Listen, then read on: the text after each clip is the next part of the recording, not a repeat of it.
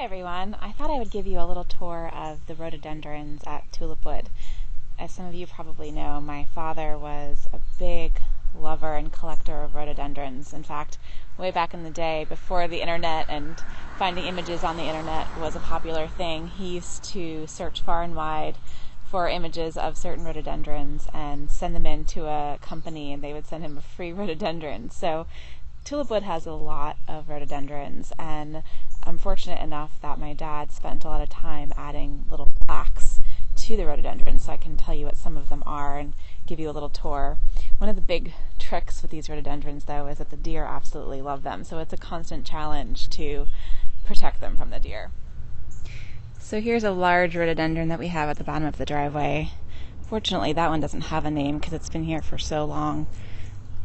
But as you walk up the hill, you can see we've got rhododendrons on all sides, and you can tell they're rhododendrons because of the little fencing circles that I have around all of them. It's a constant battle with the deer. This one over here is called the Our Mary Flemming, and I have it covered even from the top so the deer don't get them. This one's getting quite large over here. As you can see, has a nice top shooting up. It's actually exploded a little bit this spring and summer, which is great. This one, if you can't see, it's called Our Fortune Lushan. If you guys have any experience with rhododendrons, I'd love to see yours, any pictures you have. It's our Pachysandra and our Vinca. Now this one, let's see if I can get it over here. Now this one is our Cadis. And I want to start creating a catalog with images. So if you guys have any images of any rhododendrons that you've grown or tips or tricks, please do share them. This one is called Our County of York.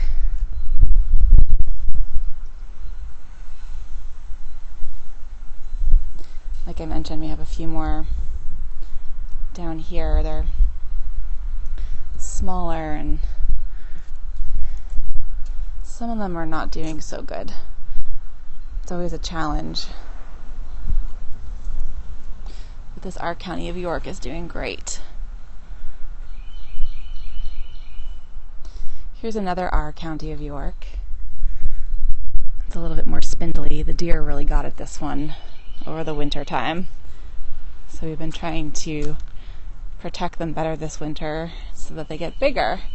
This one is called Mary Flemming.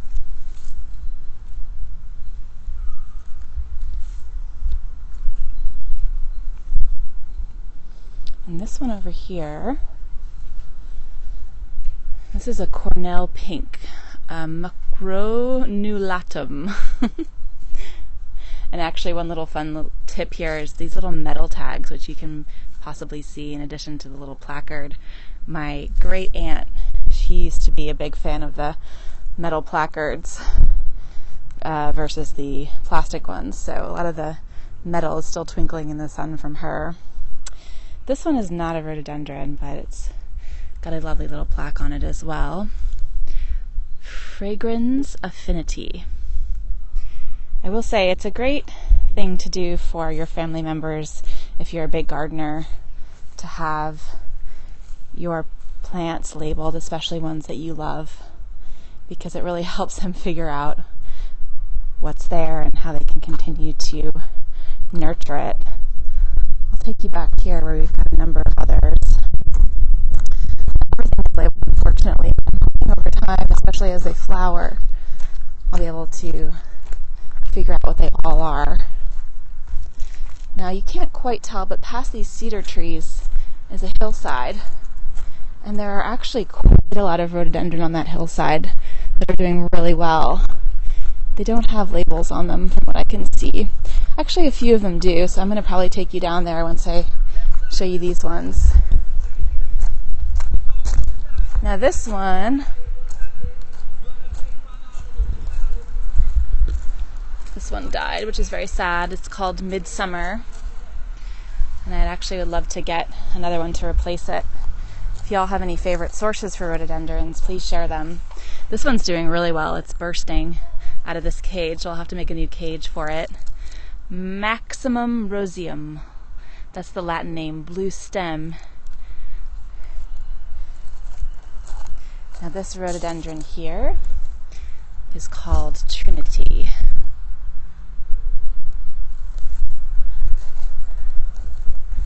And then we've got another one over here. I don't see a little plaque for this one, unfortunately. I guess you could tell somewhat by their leaves, but the flowers make it a lot easier, and since they're not in the peak of their flowering season. Here we've got another County of York. It's a baby one, but it needs a bigger cage because it's starting to burst out of its cage. I'm going to take you down here and show you the side, where we've got other bigger rhododendrons that are doing quite well. The key is really, like I said, keeping them away from the deer. We've tried everything from coyote urine to weird dried animal blood, cages. The deer are just so persistent, especially in the winter time. So if you guys have had any success, please do share it. I'd love to hear what you do to protect your rhododendrons and your plants in general. So as you can see, I've got a few nice big ones here. His vision was to have just big, tall rhododendrons that would flower and really light up the hillside and the entrance to the house. This one seems to just have a metal tag. You can see it in the distance. Let me see if I can read it. It's Summer Glow. Well, that's good to know. I'll have to add a placard. This one is really beautiful and big. You can see it goes way up there now. And this one has a fun name. It's called Blue Boy. Now down here, I've got another one that's doing quite well. Let's see if I can find a placard or a little silver tag. Oop, I see one. It's hidden. Let's see if I can see what it says. It says Diana. That's kind of cool. Diana was the goddess of the hunt. So I love that that one's called Diana. Now over here on the hillside, I've got one more that's doing quite well.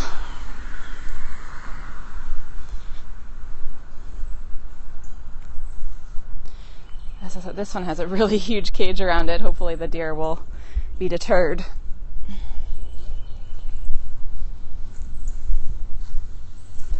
And this one is called Solidarity.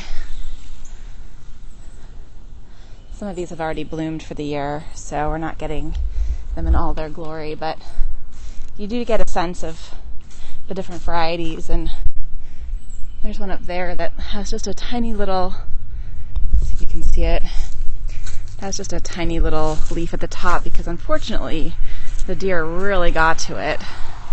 So the goal is to try to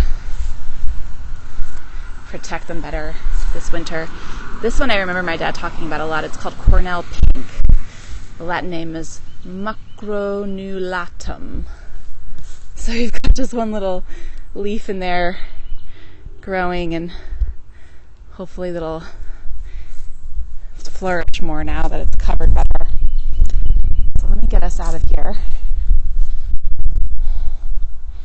And then I'll show you a couple more really beautiful big ones. When I was a kid, we had this back path to a stream. We still have it. It's a little bit more cleared out now, but my great-grandfather had planted some rhododendrons, and it was fun because they had gotten so big that we would climb up into them, and it felt like this big fort or fortress. It's so funny how things feel so much bigger when you're a kid. Alright, we're back on this path.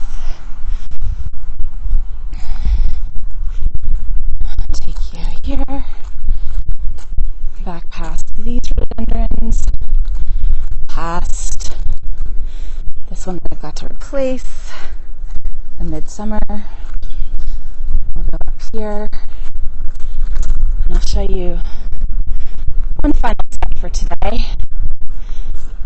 You can probably already see it in the distance there. It's a really beautiful tall one. And that's sort of the goal, is you want them to get that tall and prune the bottoms, and that way the deer can't reach them. So keeping everything away from the deer is always key. I've been doing a little bit of reading. My dad was a member of the American Rhododendron Society, so he really was into rhododendrons, and I'm trying to learn a little bit so I can carry on this legacy a little bit and help preserve all of his work. As you can see, these are really big and glorious. This one still has some flowers on it. Really beautiful white pinkish flowers. So it gives you a sense of just how glorious it can be when they're all in bloom and tall and healthy. And it gives you a sense of how fun it is to be able to climb up into them when they're really big. This is not as big as the ones were when I was a kid, but it's fun to imagine that you're in a fort. And they're just beautiful. This one right here is a smaller version, and eventually it'll get tall just like the one next to it. And the key is to just keep protecting the bottom part from the deer, because when they start to chew on it, it kind of makes it lose a lot of its strength and energy. So that's my little rhododendron tour. I hope you enjoyed it. If you're a rhododendron fanatic, I'd love to hear what your tips and tricks are in the comments.